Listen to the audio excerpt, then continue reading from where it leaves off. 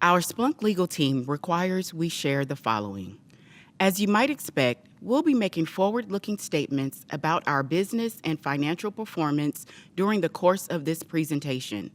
Those statements are subject to risks and uncertainties that are described in our filings with the SEC. Please refer to the full text of the forward-looking statements slide for further information. We ask that you refrain from audio or video recording or rebroadcasting any of the content. Good morning and welcome to our session on Edge Processor. We are from the Getting Data In team. I'm the Director of Product Management for our GDI capabilities. Our TAs and agents, Edge Processor, Data Processor, all the GDI fun that we have. But what I'm more excited about having Ben with me. Ben Ferguson is one of our customers. Ben, do you want to introduce yourself? Yeah, of course, yeah. So as you mentioned, Ben Ferguson from Principal Financial Group, financial services sector, Fortune 500 company. So a couple users here and there. But I have the fortunate opportunity to work with an extremely talented team of security engineers. Their roles kind of vary from care and feeding of different security controls across the enterprise, obviously, namely Splunk. So we're here to talk about Edge Processor and how we adopted that. So. Great. Thank you so much, Ben. Thanks for being here. So what we're going to do in the next 30, 40 minutes is basically talk about, we're going to have some talk about what is Edge Processor, why is it important, and why it might be relevant for you. But we'll hear a lot from Ben about how he and his team are using it at Principal Financial. And we'll show a lot of demos. We've got 4 demos. So it's a pretty demo-heavy session. I hope you all get a lot out of it. I'll also call out one thing. There is a hands-on lab of Edge Processor at 3 p.m. If you look up in the agenda, look for Living on the Edge. That's the hands-on lab. Don't search for Edge Processor because this doesn't have processor in it and it won't return you the results. So I'll remind you again at the end of the session. But let's start with this. So first of all, you might have heard Gary talk about Edge Processor yesterday at the keynote. Today, Tom and Feya spoke about Edge Processor. You also saw a little bit of a demo there. I just want to do a quick poll to start with. How many of you over here have the need to kind of filter out some data before it goes to Splunk? You don't want to send all the data to Splunk. Wow, great, okay. And how many of you want to send it to a third party like S3 or somewhere else because it's better to store there? Cool. And anybody with the need to mask out or hide out sensitive information before it comes into Splunk? Cool. So you are in the right room. That's what this product does, and that's what we'll talk a little bit about. So let's start with what is Edge Processor. So this is a quick overview of a very, very 20,000 feet level view of what Edge Processor is and what it does. So if I have to say it in one line, it's basically processing your data, whatever processing you need to do before it comes into Splunk. That's what Edge Processor does. And the problem is not new. I'm sure many of you are doing it already using heavyweight forwarder, writing props and conf by hand, and a lot of various manual clunky ways to do it. Or maybe you guys, some of you guys might have heard of third-party products who ask you to pay for such core functionality. So one of the things with Edge Processor is it's a core, solves a core problem. It's a core capability, so it's available to you at no cost. It's a part of your subscription. So what it does is basically your data coming in, it could be coming in through a forwarder, so through S2S protocol, like through a UF or a HF, or it could be coming in through HTTP using our HEC protocol. Also coming up is like syslog. Right? So data could be coming in, you process the data using using SPL2. There'll be like pre-built templates and TA-like content that you can just apply on your incoming data. Or you can write your own rules and filters, whether they're for transforming data, filter masking. We'll get into each of these use cases and even show you a demo of these. And then from there, you can decide what data goes into the Splunk index, what data goes into a third-party storage. We're starting with S3, and there'll be more, or a Splunk on-premise index. So you can basically route your data wherever you need to route it. So that's kind of a very high-level view of what Edge Processor does and offers. We are also coming up with syslog as an input, and we continuously updating this. Every 4 weeks, there is a release of Edge Processor. It's pretty rapid release cycle, so there's a lot of features coming out at a very fast pace. How does this work? I'm jumping straight into a little bit of architecture here, a deployment architecture, right in the first 5 minutes. but I think that's important before we get into the demos, right?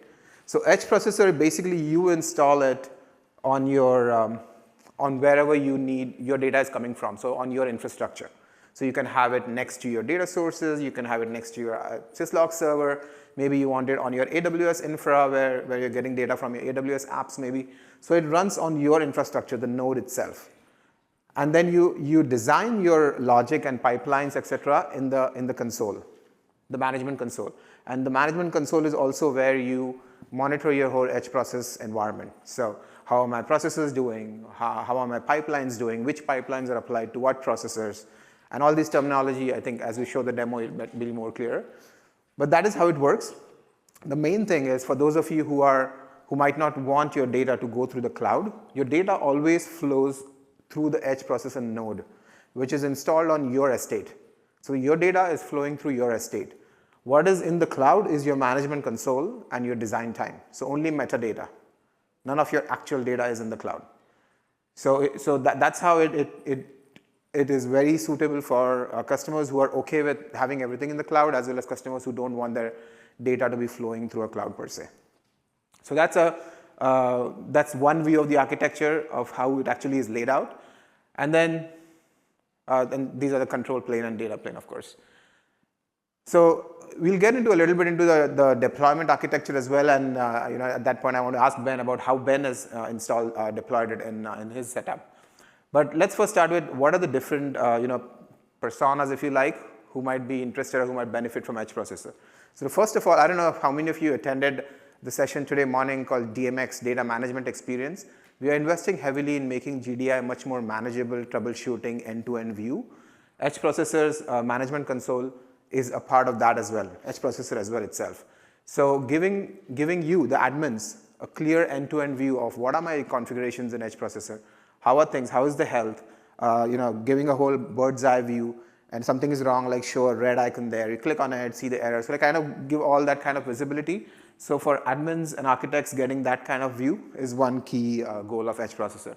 The second is subject matter experts. So the data that's coming in, you might want to transform that data in certain ways, and that might depend. You might be the expert on the data, or maybe one of your colleagues who's the data owner or data source owner might be the expert. For them, there is a way to a simple as well as powerful UI to write your rules. You can write the rules using SPL2, or you can use on the right panel all the niceties in a UI to click and point and click and build those rules. And you will see a demo of this as well. So that you can have all these rules. Also, we will provide pre-built rules for different use cases that you can just apply in there. So the subject matter expert or the content creator is one.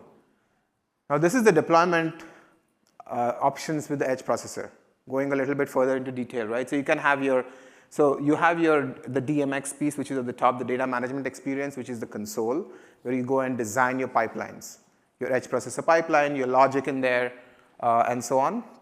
And then you have your, on your network, so over here is are your data sources.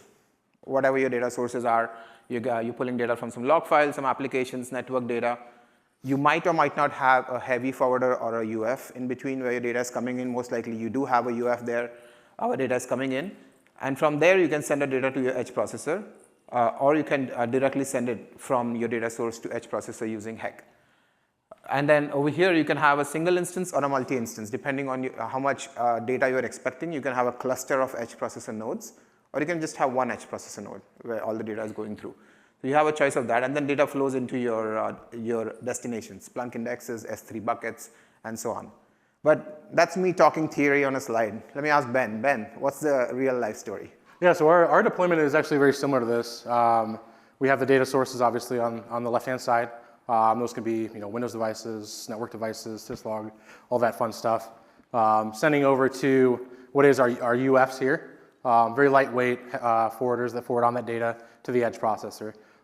Then what we have with the edge processor is, as Yogesh mentioned, up in the cloud is the console that manages all the configuration for those edge processors. At those edge processors, we're doing filtering, masking, routing, all that fun stuff that we were kind of talking about, some of the benefits here. From the EPs or edge processors, it's then sent out to Splunk Cloud environment.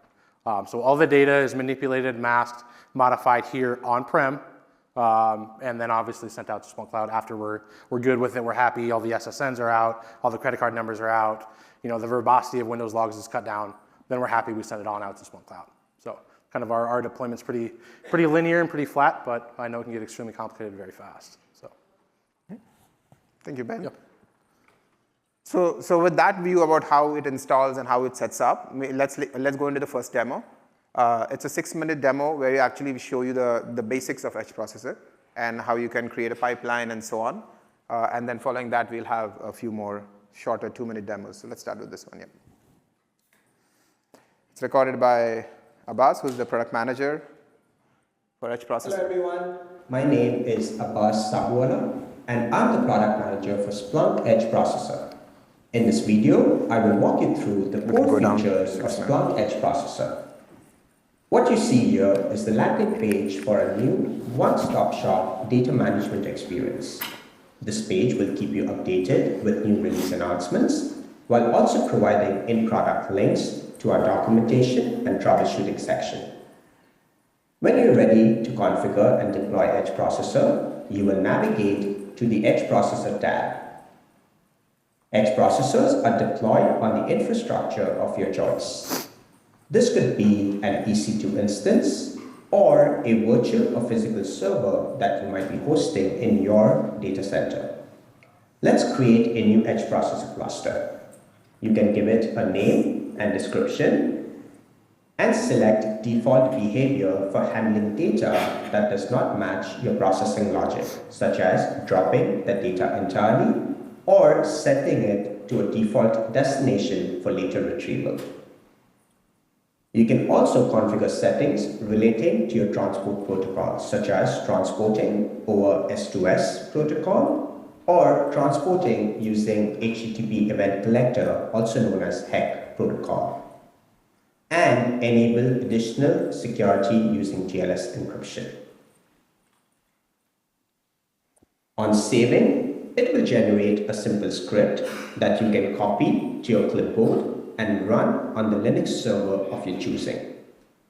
Once you do that, the instance will register with the data management console and start sending a heartbeat. You will now be able to monitor its detailed status from here. Once you deploy the Edge Processor and configure your source to send data to it, the next step is to start configuring pipelines. Pipelines are a way to express your business logic, such as filtering, masking, or any other actions you might want to perform using Splunk's SPL2 scripting language. Navigate here to create a new pipeline, or you also have the option of leveraging pipeline templates that are Splunk built and provided for easily starting with your pipeline declaration. Over time, we will populate the pipeline template library with additional content. For the purposes of this demo, I'm going to pick an existing pipeline that I've created. Using this code editor experience, you can declare your business logic and test it in real time using this preview feature right here. I will quickly demonstrate using this pipeline logic that I've built to only retain events where the event code field in the event matches the value of 9. I also want to enrich those events indicating they have been processed using this field that I will be adding to the events. Now let's look at what the data set holds before I apply my business logic. As you can see, the dataset consists of several events. These events are made up of multiple fields such as log name, event code, event type, and so on. After I apply my business logic, you will notice that I have significantly trimmed down my dataset to only reflect events where the event code matches the value of 9. I've also enriched my event by adding this additional field which indicates these events have been processed. Next, I can decide to route this information to a destination of my choosing, be it a Splunk index or a Amazon S3 bucket. In the right-hand panel, you're also presented with UI niceties to perform point-and-click actions using the UI without having to write this SPI2 script manually. Once you've vetted the logic, you can go ahead and save this pipeline. Next, you can go ahead and apply this pipeline to an edge processor cluster of your choosing, thus ensuring that only the edge processor cluster you choose is computing that specific pipeline. This gives you full control over handling and processing data from specific sources on specific edge processor nodes, thus supporting your data compliance and sovereignty requirements. Finally, you can navigate to the detailed edge processor cluster view to track a variety of information. Here, you get a panoramic view of everything this edge processor cluster is servicing. Information relating to incoming sources and pipelines applied, the volume of incoming and outgoing data, and also metrics around the performance of your edge processor instances, so you can take real-time decisions on either scaling up or down. You also are provided with some neat visual graphs which help you understand the data that is being processed and sent downstream. Hope this quick overview provides a glimpse into the rich features and functions edge processor can provide to support your business objectives around cost optimization when it comes to data storage and data transfer, while also significantly improving your time to value due to working with smaller, enriched, and more contextual data sets at search time. For any further questions or inquiries, please reach out to edgeprocessor@splunk.com. Thank you. Awesome. So hopefully that gave you kind of a quick overview if you have never seen edge processor on what is the capability and what are the various what is the power of this. So we'll talk a little bit more on that. I just wanted to call out two things. One, I want to again say that there is what you just saw. In the workshop, you'll be able to do this hands-on at 3 p.m. today. So if you can be there, that's great. Second thing is edge processor right now it's already GA. It's being rolled out across the fleet. But if you want it sooner, if you just catch me afterwards, all I need is a photo of your badge and your email address, and we'll enable it on your stack in this week or early next week max. So we can prioritize that rollout for you if you want to play it on your own stack. Some of you might already have it on your stack because, as I said, it's rolling out as we speak. With that, before we go into further demos, and we are going to talk about some use cases, and Ben is going to talk about how they are doing those use cases. Any question? I'll take a couple of questions at this point. Yeah.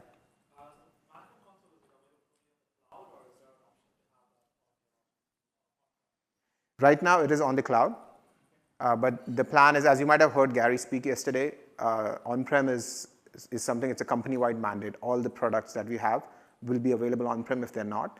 So edge processor, there are two answers to that question. One is if you need it on-prem today, ingest actions is the product. It's also a part of our same team. So ingest actions is props and conf based, similar UI, solves the same problems. So if you're on-prem, start off with ingest actions, and edge processor will be available. We are expecting somewhere around 6 to 9, 10 months. We'll have it in. Yep. Yeah.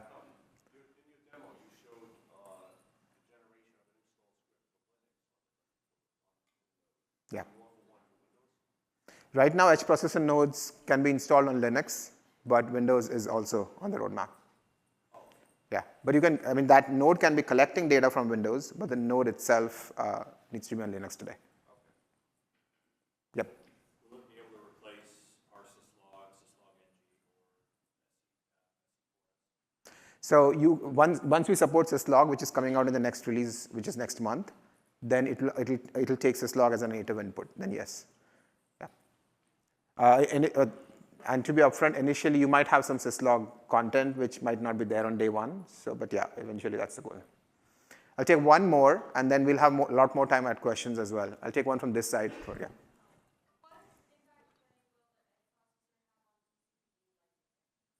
What impact will it have on vCPU licensing? So edge processor, as I said at the start, it comes at no cost. Because the nodes run on your estate, there is no vCPU processing. So there is no impact on your vCPU licenses either. Okay, so I'll move on, and then we'll come back to questions. So let's talk about some use cases, and I'm going to, I'm pretty much, I mean, you could read the use case. I'll just say it in a line, and then I'm going to ask Ben how they are doing it. So for a typical security engineer, filtering and routing, as we asked you at the start of the session, right? I want to filter out some data, too much debug logs coming in from my application logs. I want to filter them out.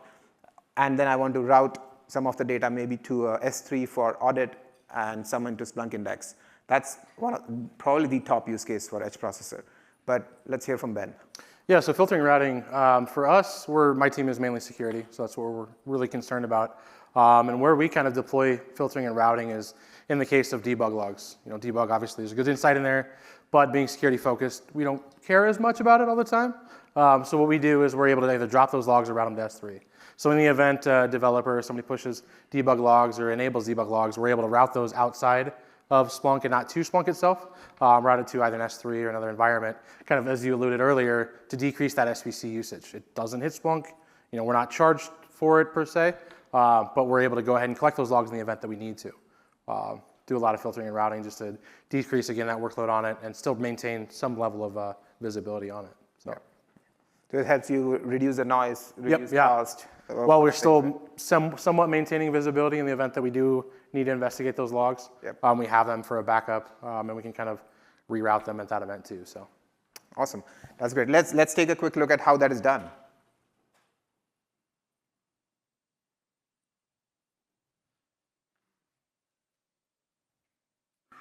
So we're going to look at a demo. Can you switch the screen, please? There we go. Over HTTP event connector, also known as HEC, and then create. There we go. Hello everyone. In this demo, we will set up Splunk Edge Processor to receive data from Kubernetes pods over HTTP event collector, also known as HEC, and then create a pipeline to reduce the size of the dataset by filtering out unwanted events. In the background, we have set up Splunk Connect for Kubernetes to read data from Kubernetes pods and send data to Edge Processor using HEC. As you can see here, we are now receiving data in reference to several source types from Splunk Connect for Kubernetes, which is transporting over HEC. Next, we will build a pipeline to filter data from the fluentd monitor-agent source type that is being received. Firstly, let's preview the dataset before I apply the filtering logic.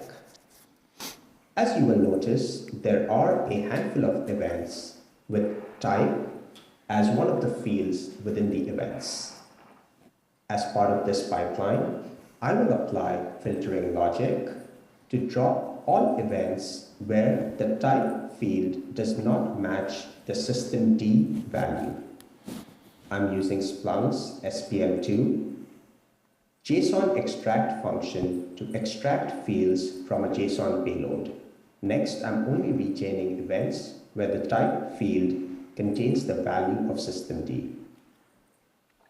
Let's preview the output of this processing logic. As expected, I'm only retaining an event where the type equals to systemd. Next, I'm going to route this processed data to my Splunk index. What you see here are the events built up in the Splunk web UI. As you can observe, the events that show up in my Splunk index for that specific source type are now only with type equals to systemd.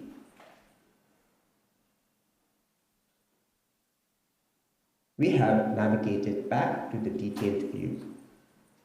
Here we can understand the inbound and outbound volume and better visualize the benefit we have gained by performing the action of filtering data using a pipeline. Using similar logic, you can eliminate events that are either not beneficial to index in Splunk or add unwanted noise to your data set. Thank you. Awesome. So that was filtering and routing, touch processor. And then let's look at the next use case over here, recreating raw events with Splunk Edge Processor. And I'm going to let Ben talk about it because they're doing a really cool thing here. Yeah, this one, we actually utilize this use case a lot, kind of as you alluded to earlier with some syslog traffic, specifically to Windows events. So we're getting Windows events in using a service that many of you may be aware of, Snare, formatting those events. As the events are transmitted, they typically have a syslog header on them. We choose to output in JSON. So as we pull that event in, we have the header, then we have the valid JSON array. Unfortunately, as it's transmitted to Splunk Cloud, that header obviously causes that message to be not a valid JSON array. So what we're doing is on the Edge processor, we're pulling out that valid array and grabbing just that data. So when it hits Splunk Cloud, pre-formatted, has all the good information we need to, and then we're just dropping that syslog header. Another thing we're doing with that as well is taking values within that header and adding them to the JSON array. So for example, you've got a domain controller that's sending events. I want to know what domain controller that is. So we're taking that value, adding it to that array, and then sending it on to Splunk Cloud, obviously. And again, all that's happening within the environment, so we're not having to really kind of send it off to Splunk Cloud and do it all there. Another thing we're doing too, I'm going to pick on Windows here. We all know Windows event 4624's login, successful login. Massive chunk of verbosity in those, something to the extent of this event is generated on a bunch of lines of stuff, so we don't so much care about in every single one. We drop that entire paragraph of words to decrease the message size, as well as, again, use clean data up in Splunk Cloud. So kind of recreating that raw event to really only give us what we want to have. Awesome. Thank you, Ben. Let's take a look under the 2-minute video on how we do this. Hello everyone. In this demo, I will demonstrate how using Splunk Edge Processor, you can remove unwanted fields from the raw event and reconstruct the event with a reduced number of fields, thus significantly reducing the size of your payload and only indexing fields in Splunk that provide high value. For the purposes of this demo, I am processing a simple data set associated with the source type vendor_sales and consisting of a few events with the following fields in there, such as timestamp, vendor ID, code, and account ID. In this pipeline, I will write a simple SPL2 command to remove the code field from the event entirely and reconstruct the raw event. Let's preview this data set before I apply my pipeline logic. As you can see, the data set consists of several fields, such as code, which is currently included. Now, let me go ahead and declare my pipeline logic, which essentially is extracting the code field and modifying the raw to remove the code field from it. Let me go ahead and preview the output of this pipeline logic. As you can see, using a simple SPL2 command, I have successfully dropped the code field from my raw event. I will now route this data to a GDI_test Splunk index. What you see here is the Splunk web UI in which I have pulled up the events in my GDI_test index. As you can clearly observe, the events do not contain the code field any longer. Finally, let's look at the savings we achieved.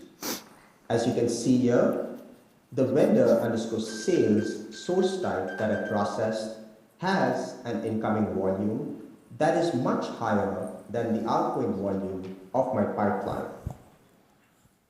Using similar logic, you can drop as many fields as you desire to improve the cardinality of your events in Splunk, while also significantly reducing the storage footprint. Thank you. Awesome. One of my most personal favorite features of Edge Processor is the preview capability. You don't have to copy your regexes on a third-party website or put your sample data somewhere else. You can see the preview right there while you're writing your rule. So the last demo for today, if you haven't had enough yet, is about masking edge processor, masking data with edge processor. Ben, how are you guys doing? Yeah, certainly. Obviously, being a financial institution, we deal with some financial data, as you would expect. Credit card numbers, SSNs, identification numbers globally. So as we're bringing that data in, before, again, kind of alluding to a lot of the benefits, before it's even leaving our internal net, it's masked, it's stripped, it's filtered, and all that's being taken care of before it's sent off to Splunk Cloud. Compliance and legal are very happy about that. Being security focused, we take it as a responsibility of ours. What's nice too with this masking and kind of taking it another step further is we're not only able to mask just the social security number or the identification number, we're able to hash it, we're able to kind of create an identification, or a unique identifier off of that value to be able to correlate logins, activity, any kind of that factor. So using this social security number or that identifier indirectly, we're able to kind of aggregate those events together without using that PII or PHI. So, awesome, thank you, Ben. So let's take a quick look at the final video for today, final demo, before we open up again for questions. Hello everyone. In this demo, we will cover how Edge Processor can help mask sensitive information contained within your incoming events. For the purposes of this demo, I will use a small data set which consists of credit card information that I would like to mask, so that Splunk users cannot view this information once indexed. I have uploaded a sample data set and have used source type as demo mask CC to apply my line breaking logic on the incoming events. For more complex structured events, you can test the line breaking logic in real time using the source type creation wizard. Next, I will create a pipeline against the source type to perform the action of masking. I have now entered my code editor experience and I'm creating a new pipeline. Let's preview what the data looks like before I apply my masking logic. As you can observe, the dataset currently contains the credit card information. I will now go ahead and declare my masking logic. Through this SPLT script, I am extracting the card number field and replacing the value with a string of my choosing. Similarly, you can insert any string here to indicate that the data has been redacted. On previewing again, you will notice that my events no longer contain the credit card values. Next, I will send this data to a Splunk index. Upon querying the Splunk index for that source type, you can clearly see that the credit card information has been replaced by a different string in my indexed data. Using similar logic, you can mask any sensitive information, such as PII, for example, that you'd like redacted before the data is indexed in Splunk. Thank you. Awesome. So slide just summarizes what we just saw, filtering, masking use cases. It's up to your creativity. There are different use cases you can use, but it's a very flexible, powerful language-powered processor.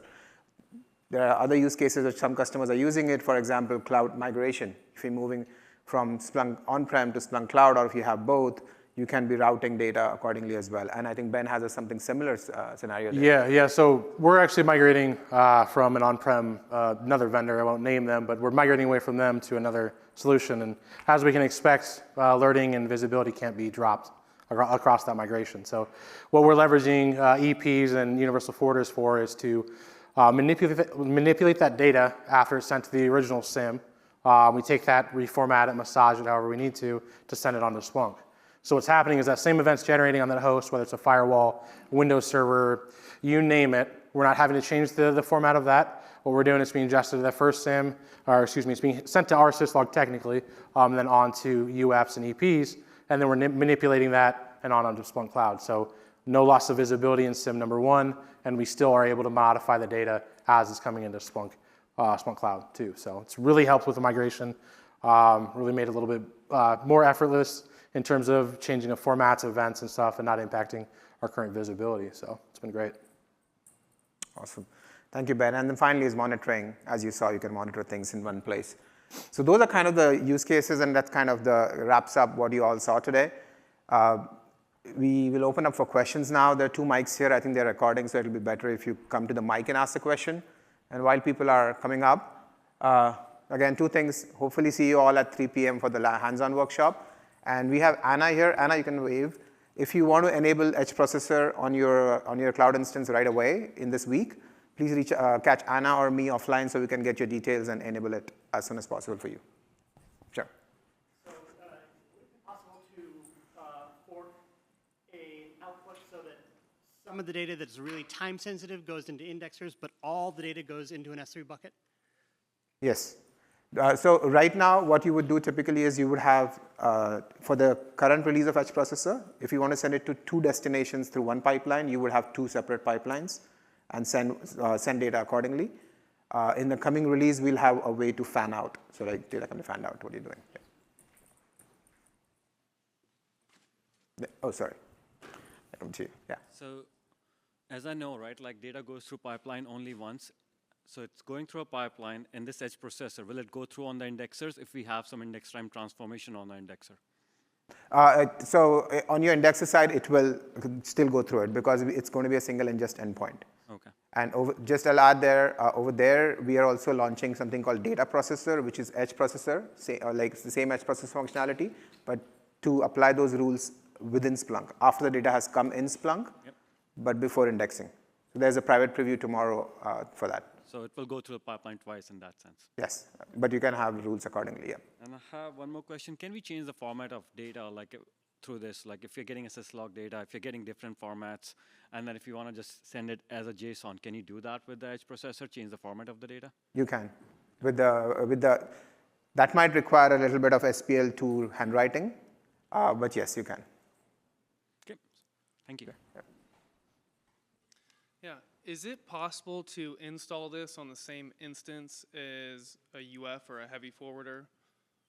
Yes, it doesn't require a Splunk instance per se. It's an independent node. So it's basically, actually, it is based on OTel collector, if you guys know OpenTelemetry, anybody.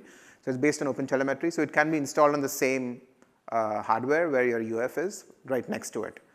So it doesn't need to be a Splunk instance per se. Okay. Yeah. And with that, why would we go with this over the current ingest actions? Just added functionality? Do you plan on adding any of that functionality to ingest actions? So one of the biggest reasons to go with Edge processor is that it's powered by SPL2, which is a standard query language across Splunk for whether you're doing processing at the edge or in Splunk or at search time.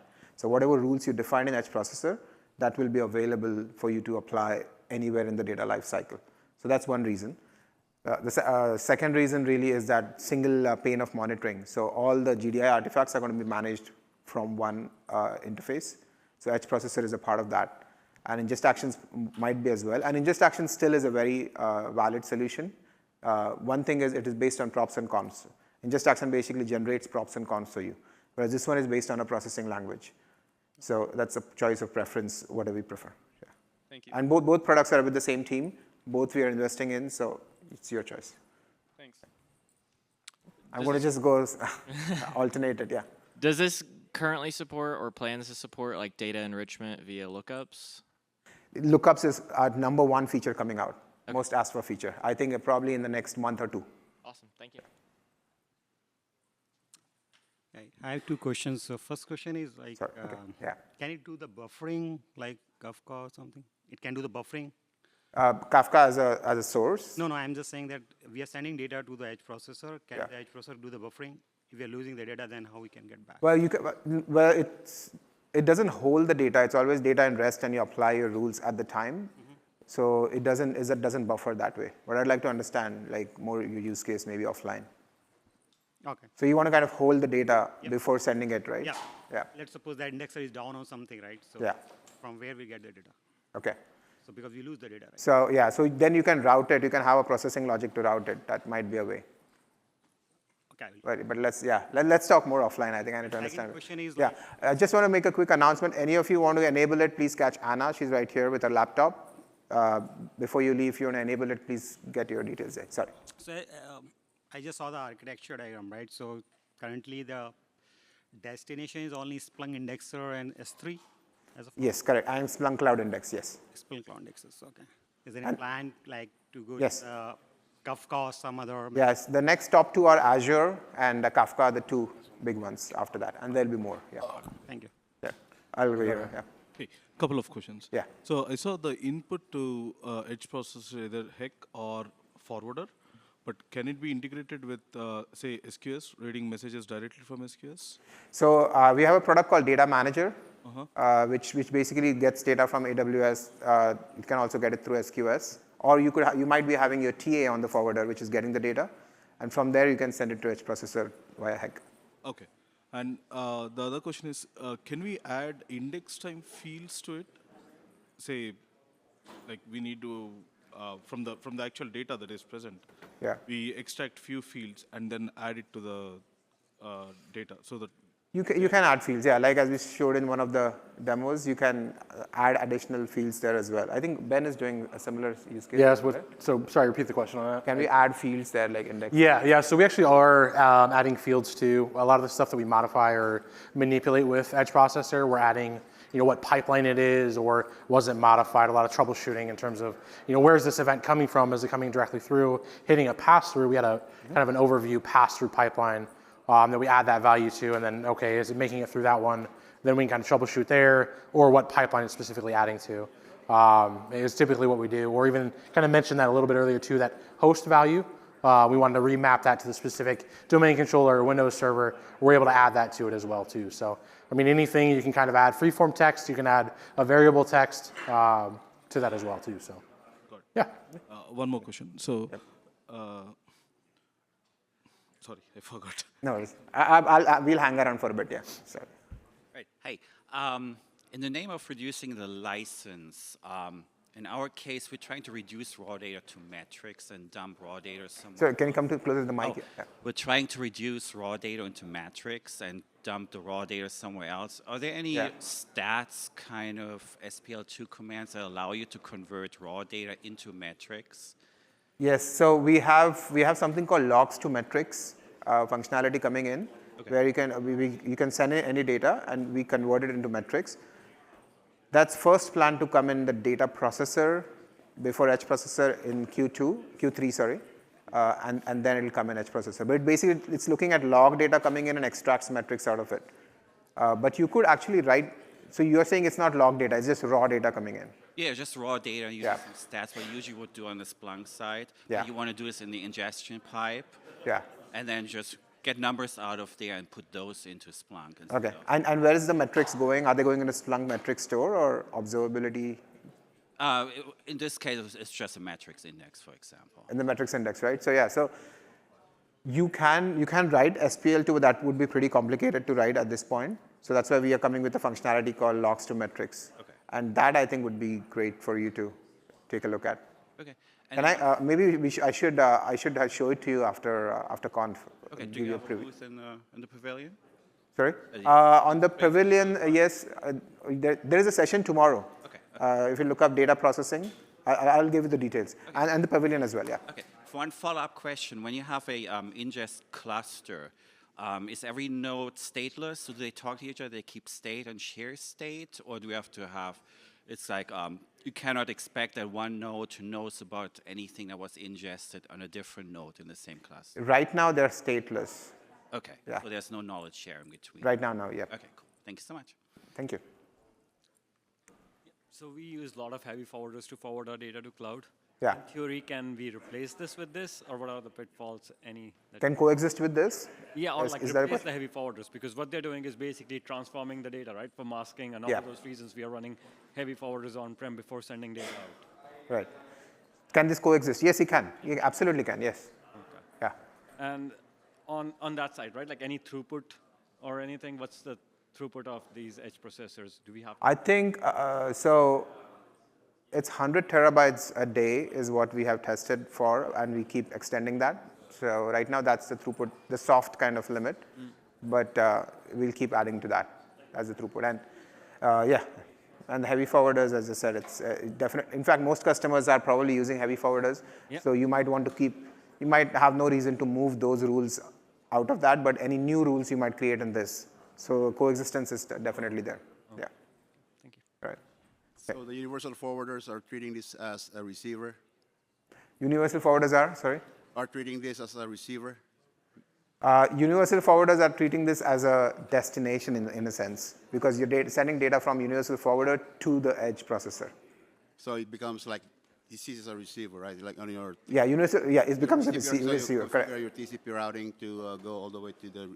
Correct. So in that case, looking at it from the other side, edge processor is the receiver. That's So what would be the deployment architecture for a large number of universal forwarders? Yeah. What's your deployment architecture for the edge processors? Is there documentation that would tell me like, okay, if you have this number of universal forwarders deployed across the globe, this is the number of the edge processors that you need to deploy, and how do you configure them so that there's some type of high availability coming from the universal forwarders into the edge? So right now we have the flexibility that you can have clusters, like you can have 10 clusters, 50 nodes matching your universal forwarder, but it depends on your volume and needs a closer look at your architecture. Are you guys doing something like this, like universal forwarders with mapping to the number of nodes? Not yet at this point. I mean, there definitely is. It kind of depends on the environment, obviously. If you're pretty flat, then you can have a single cluster or multiple clusters in different subnets, or kind of subnet it out with it. Yeah. So from the UFs to the edge processors, no. The edge processors have a built-in load balancer. It's a part of the service intricacies are there. We do have a load balancer in front of the UFs just for availability. So, yeah. All right, we'll hang around here, just down here or at the door before we get kicked out.